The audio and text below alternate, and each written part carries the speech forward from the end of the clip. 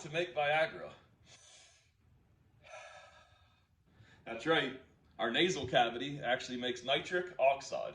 So everyone's heard of Viagra. Viagra stimulates blood flow in certain areas. Viagra is simulating the effects of nitric oxide.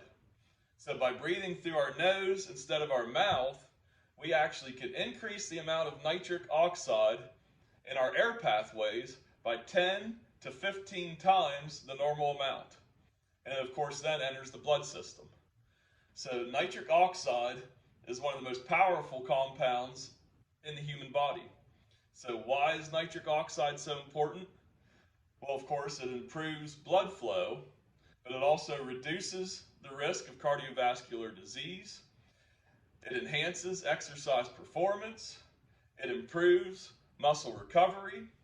It strengthens the immune system, not only because of improved blood flow, but nitric oxide itself kills viruses.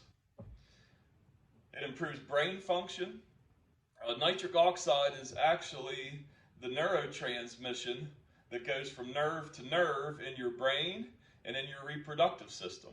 So when your nerves talk to each other, they actually release or send out nitric oxide from one nerve to the other. And nitric oxide is great for sleep.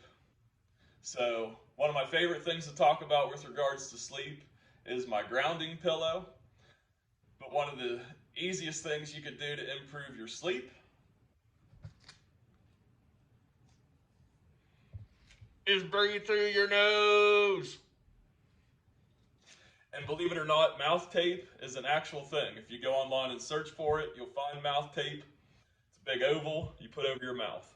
So breathe through your nose. If you're like me, you had no idea why people always said in through your nose, out through your mouth. I actually thought it had to do with the filtering system involved with nose hair and cilia. But your nasal cavity makes nitric oxide, and nitric oxide is awesome for your entire body. Hope this helps you.